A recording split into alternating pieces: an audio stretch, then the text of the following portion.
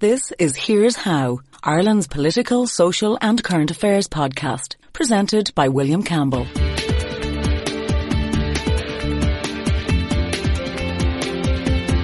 Thank you for downloading episode 34 of Here's How. In this podcast, what is pink pricing? Are wages and prices for women equal? And are they fair? And how fair is motor tax?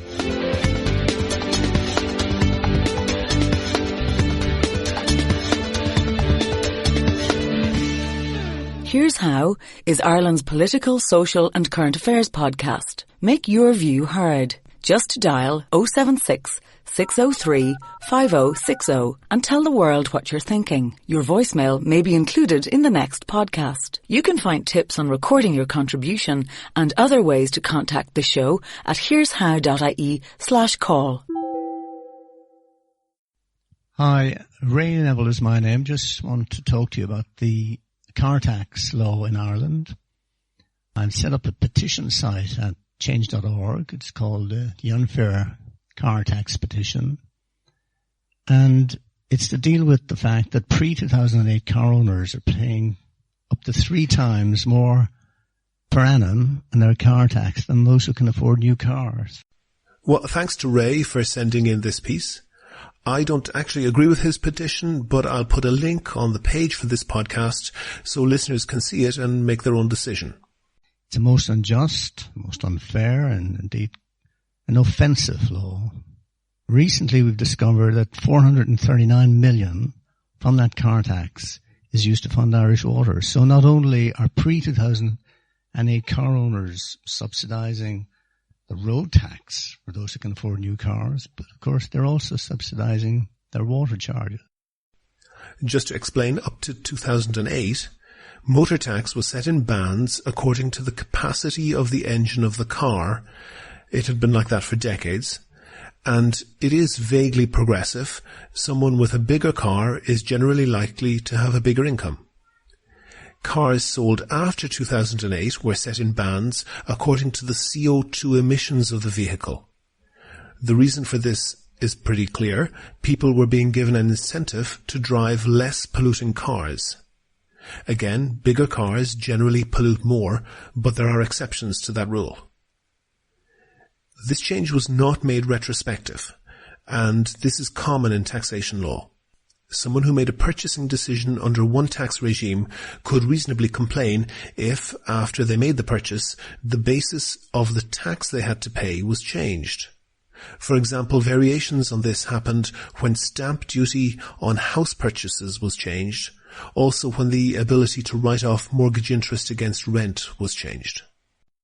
Now, it's a two-tier tax system, and this, in fact, was accepted by Fine Gael back in 2008 in the Dáil when one of their TDs described the law as the extent to which such people will be penalised will depend on their incomes and the value of the cars that they can afford.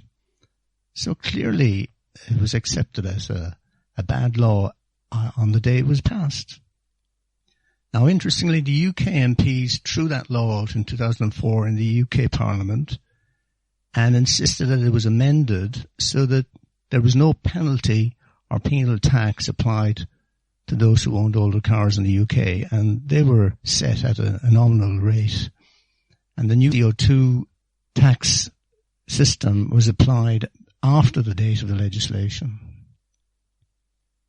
Now, all taxes in democracies are ultimately by consent, and progressive, appropriate, fair and moderate taxes are acceptable to fund necessary public services. But this is a regressive tax, like a number of other Irish taxes, where the burden is placed on those who can least afford to pay, such as the car tax, the property tax is another example, water tax as well.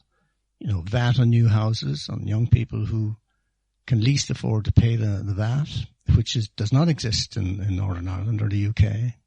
This two-tier car tax system impacts very adversely on rural dwellers in particular because they don't have access to Dart or Lewis or a good bus service and usually rely on older cars get kids to school, shopping, attend medical centres and so on.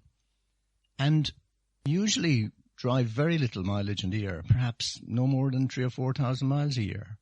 So in fact, the carbon emissions from those cars are quite low and is not consistent with the inordinate and penal tax that's placed on these communities. Now France, in fact, has abolished its car tax in 2001. That's 15 years ago, and put the tax on fuel, which of course is the correct answer for the Irish case as well. Now the first tranche of 13,000 signatures from the petition site, which you can sign, of course, at any time, were submitted to the Minister for Finance on the 14th of the 4th, 2016, and the second submission will be handed to him when it reaches 30,000 signatures. Nearly half of the private owners in Ireland are being burdened with this horrendous penal car tax, which has to be changed. And we have to have a fair tax system in order to avoid the instability and the unrest, which has seen, substantial numbers on the streets. Now, the petition has also been submitted to the EU Petitions Committee, but of course they take quite a time to process that, and we'll have to wait and see. There is another petition for car insurance, and that's also accessible on change.org. One would have to ask the question about the car tax law. How is the law with a tax bias to artificially promote the purchase of new cars in the interest of the Irish citizen? Clearly somebody else is benefiting from that law. Certainly not the nearly 1 million owners of pre-2008 cars who are struggling to pay 5, 6, 7, 900, over 1,000 a year car tax, when those who drive new cars are paying as little as 200 euros. So we want the law changed. We want signatures to reach their max. So we encourage you and your friends, family, in fairness and for fair law, to sign the petition at change.org /under car tax.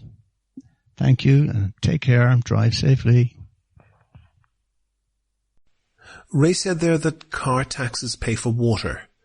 That's not true, other than in the sense that all taxes pay for everything the government does. There's no hypothecation of taxes in Ireland. Everything goes into and comes out of one big pot. He also said that pre-2008 cars were paying far more. I think he said 3 times more for motor tax. That just isn't true. As I said, there is a different regime for before and after 2008, but the range of payments is much the same. The range for pre-2008 cars goes from 199 for a car under 1 litre, that's maybe a smaller Ford Fiesta, up to €1,809 for a car with a larger than 3 litre engine. That might be a top-end Jaguar. For cars bought since 2008, the typical range goes from €180 to €2,350. But there's also a lower rate for very low emissions cars, right down to €120 for electric cars.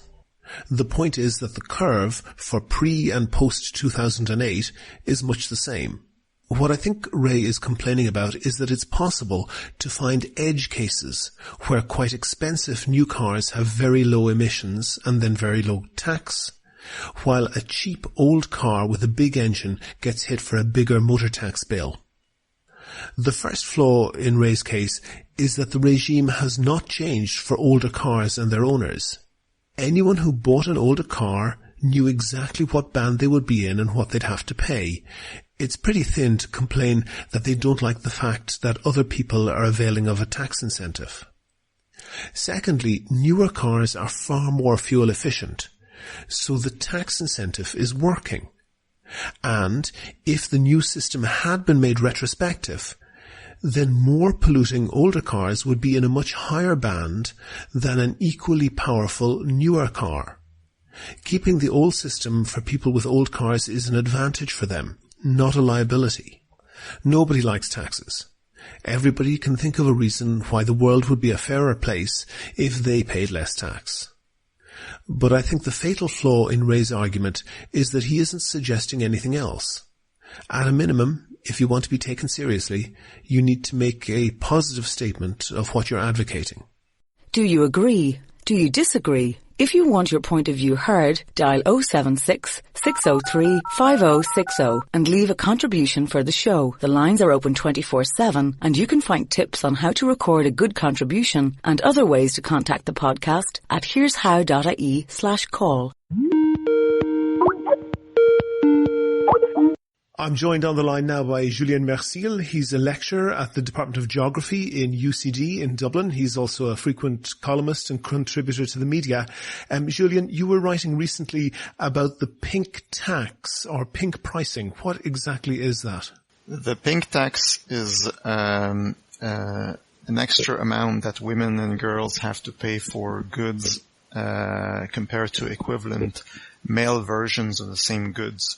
So, for example, there's toys they have a version for boys and a version for girls, and the only difference is the color, gray and blue, pink and blue or something like that. And then, the toy is the same, but the girls' version is, let's say, 10-15% more expensive. So if you add up all those for consumer goods, it results in a pink tax on women and girls. Okay, if you say a toy that is exactly, and I know you gave the example of a cycling helmet, and you did a screenshot of one of those, if the only difference is that it's pink or blue and the price is different, that's quite difficult to justify. But you also mentioned things like clothing and toiletries. Isn't there a huge difference in those markets? Well, the studies we have, there's some good studies coming out of the US. The recent one, which I talk about in the article, is a big study in New York City. And they took 800 products, and they compared the male and female versions.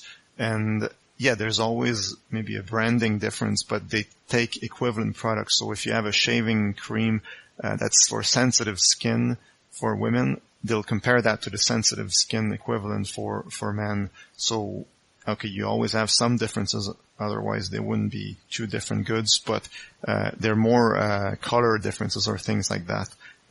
So that's why it only applies to equivalent products, not to things that are substantially different. I can see why a boy might want not to wear a pink cycle helmet, or a girl might not want to wear a blue one. I can't really see why anybody, if they were that cost sensitive, would care whether their sensitive shaving gel had for men or for women on it. There's no real difference between those products.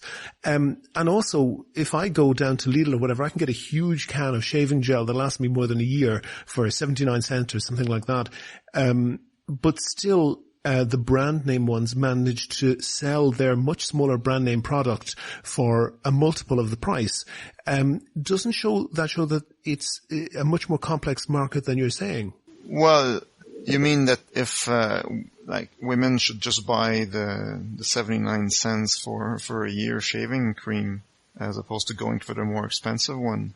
No, I'm talking about ones that are branded at men. There's an enormous variation in the unit price of those. And some people still choose to buy the more expensive one, even though I can't really see any difference. I'm a miser. I buy the Lidl brand. But some people clearly buy the most expensive brand. If more women choose to buy a more expensive brand, isn't that up to them? Yeah, there's an element of that. I mean, you can always say to women, you should, go for the cheaper product all the time, and you can certainly save some money like that. But I mean, when there's an injustice, the way to deal with it is not to ask the victims to change their behavior, is to change the injustice. For example, maybe a woman could buy a man's shaving cream or something, but in the study I was talking about from New York City, they found that underwear for men are actually more expensive than underwear for women. Mm-hmm. So, you could tell men, you should all stop complaining and then about this male tax and go buy women's underwear. That's a cheap shot. Come on, there's a biological reason that men can't wear women's underwear. I don't want to get too graphic, but there's no biological or other rational reason other than personal preferences for buying a particular brand of shaving cream.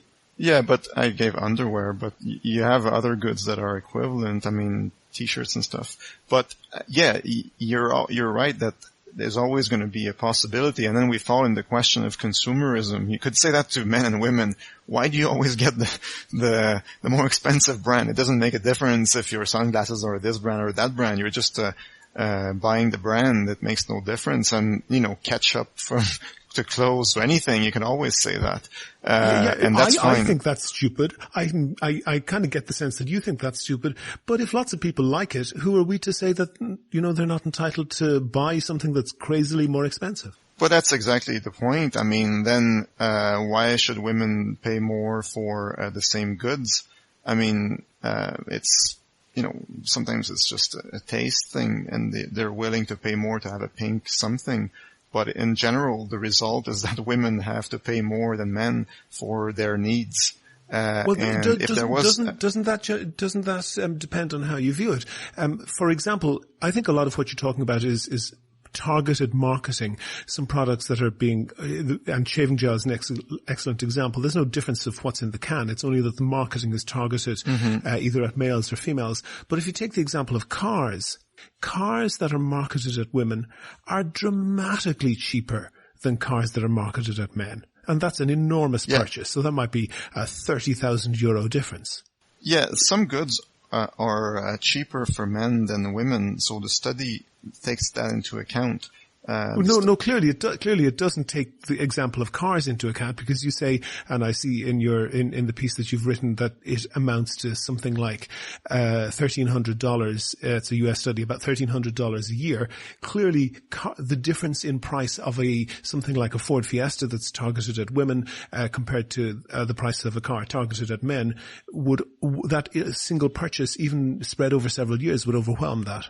Yeah, I mean, but that would be a different study. I mean, let's say we move beyond daily consumer goods and clothes, like the studies we have, and you include everything, like cars and other things like that. Maybe then you would find that something else. You may find that, in fact, there's a male tax. I don't know. My suspicion is that you wouldn't find that because you found a car example, but there's many other examples. I can't really think of any like that because I haven't done studies. But the car is by a wide margin the second largest purchase after housing, and it's a huge cost. But again, it's an empirical question, right? I mean, you could find out there's a male tax if you do a study. And that would be fine. And the conclusion would be there is a male tax on things, and that's how it is. But I don't know, those studies, I'm not aware of them. I don't think they've been made before. But is it, by that standard, you could say there's a South County Dublin tax that the type of things, the sun-dried tomatoes and the extra virgin olive oil that people in leafy South Dublin suburbs choose to buy are more expensive than the bog standard Lidl versions that people in other places might buy. That's not really a tax. That's just people choosing to buy things that are more expensive because it matches their lifestyle choices. Yeah, but exactly. Well, first you'd have to have equivalent products, right? And then you could compare that as well. I mean, but I don't think like women have a lower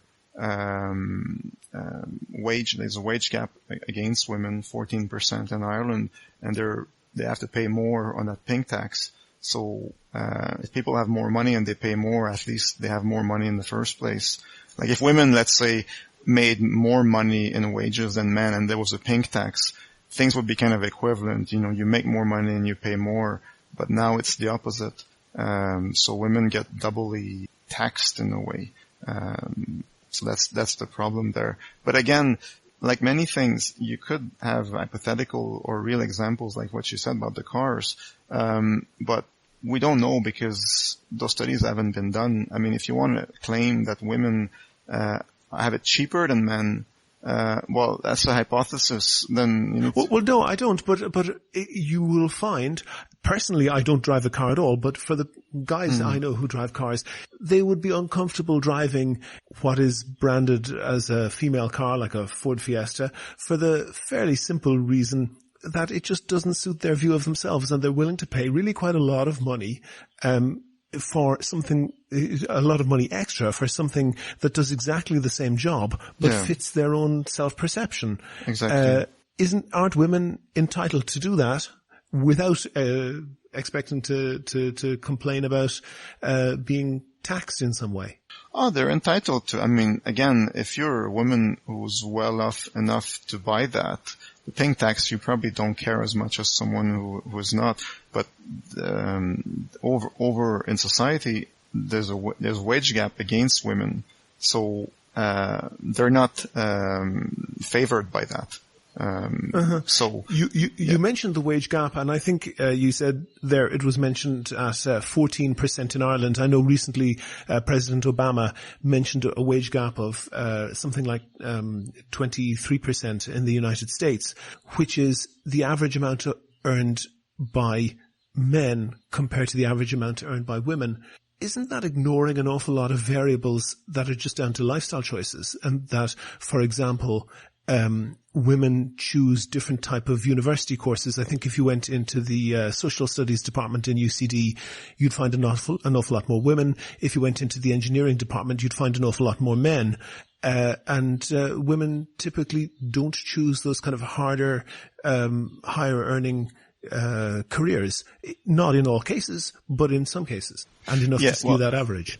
Yeah, but for the first thing, the wage gap is compared to 1 hour of work, so it doesn't take into account women who choose to, let's say, not work, right?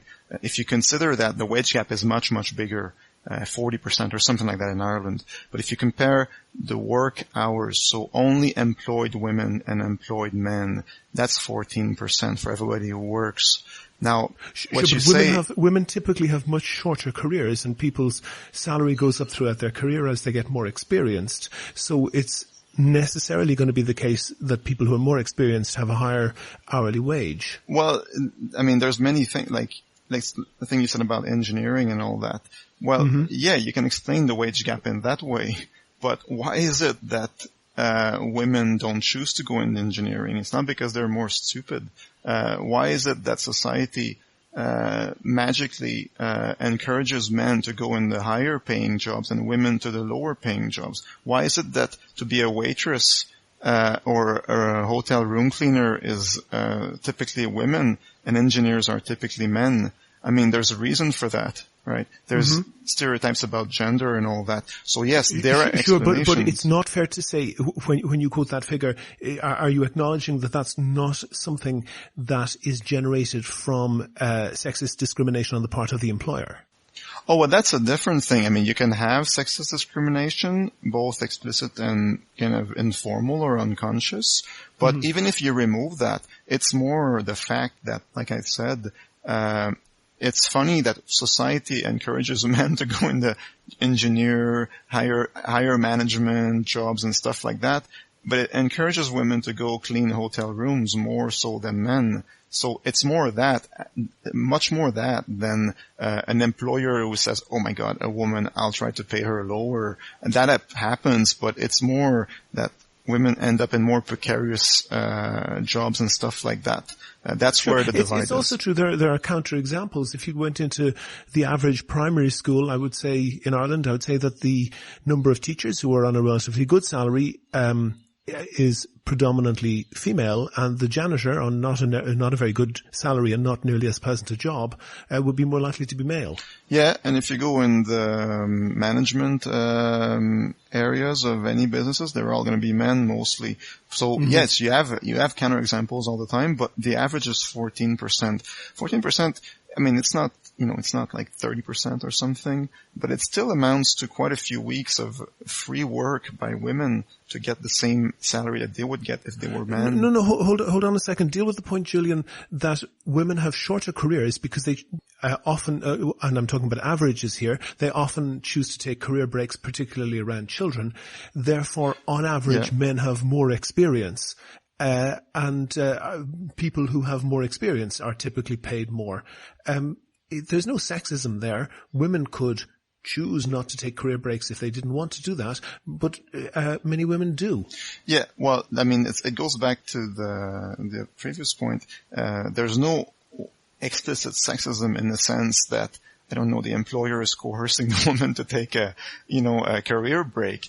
But why is it, again, that society wants women to be taking care of children more than men? I mean, you have counterexamples, of course. There's men who take care of their children and all that. But on average, that's what it is. And you're right. You could say, well, I mean, I think that I'm happy taking care of my children. My career is not everything in my life, so I'll take a career break. But again, I mean, when you talk about discrimination between men and women, there's various ways to look at it. You can look at images and advertising, you can look at porn, or you can look at salaries. Salaries is one thing. It doesn't mean that women are, discriminated at 14% in all cases. It just means that this is what it is. And if flip it around, if men were paid 14% less than women in society, I mean, you could say, well, yeah, men, there's a discrimination against men. It doesn't explain everything, and there's a lot of variations, like you just said, the reasons. But still, we can make the point that men are less autonomous or powerful or whatever, or independent in the financial side. That's all it says, If you look at sexism, there's many, many ways to look at, and that's just one of them. It's just like the pink tax is just one of them. I mean, can I suggest to you that I think we've kind of understood each other on the statistics, and I think you'd agree that kind of the very unsophisticated look at the statistics that can be quoted sometimes, which suggests that in the same job, the same employer pays the women a lower rate per hour. The examples of that are extremely rare, and I understand what you're saying about it being down to career choices and lifestyle choices that differ from men and women. Yeah. You're saying perhaps that it is implicit that it is society pushing men and women into these different choices. Is that proven, or is it possible that it's just that's the choices they make, that the differences in biology or whatever between men and women drive them to that? Well, you can always have that as a hypothesis, but then if you want to prove that women are, let's say, less suited for high management position, right, and engineering jobs, well, you'd have to demonstrate that. And well, hold on for a second. If you want to prove it, you'd have to demonstrate it. But if you want to prove the reverse, you'd need to demonstrate the reverse. Is there any reason to think that one of those explanations is better than the other? Yeah, well, we see that. I don't see any evidence at all why a woman wouldn't be as suited as a man to be in a high management position. Are you talking about an individual specific woman or just women in general? Both. Oh, okay, but women in general typically have significantly shorter careers, and high management positions are typically occupied by people at the very end of their career. No, but I don't see any reason why, let's say, you could have the same thing about class. I don't see any reason why someone who's working class wouldn't be as suited as an upper class guy to be manager of whatever. There's no reason why a woman cannot be in high management. There's no reason why a man cannot take care of the kids more than the woman. So that's all it is. If you want to say, well, men are more suited and all of that, yeah, okay, you could always say that, but you could say that the same that white people are more suited than black people to be in high management position.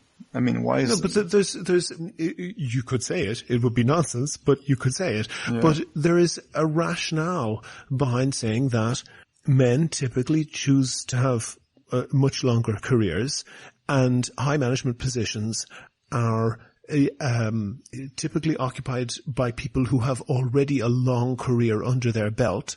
And if women have already left the workforce before they have that long career, it's not surprising that you'll have much fewer women in that position, is it? No, but the question is more fundamental, is why is it in the first place that we have a society which encourages women to take shorter careers and do more work in the house and stuff like that? I mean, you could say that women are all happy with like that and men are all happy like that. You could have that as a hypothesis, but still, if you were looking at a society that would be diverse and given the same opportunities and encouragements to everybody, you would expect about the same number of men and women to take career breaks and get... Why?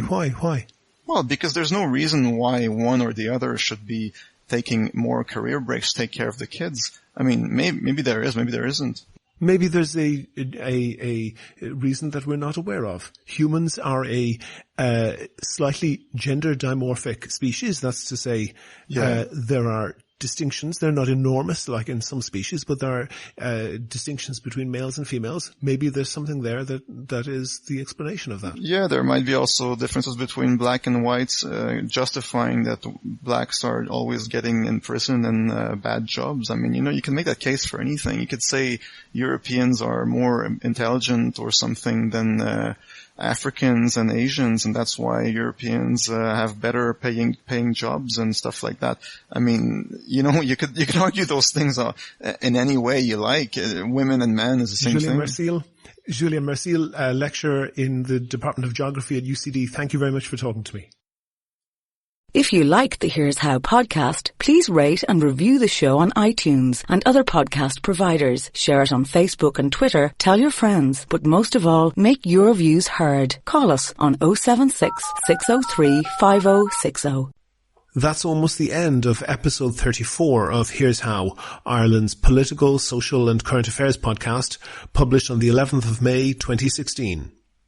If you can think of a topic that you think should be covered, or if you want to suggest someone to include, and that could be yourself, then let me know.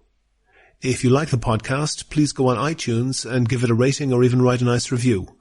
Also, please like the show on Facebook, please follow @Here's How Podcast on Twitter, and of course subscribe to the show. You can use iTunes, Stitcher, TuneIn Radio, or any other podcast app or software. You can do all of that or get in touch with the show right from www.here'show.ie. And you can tell all your friends how great the show is as well. The next podcast will be uploaded shortly.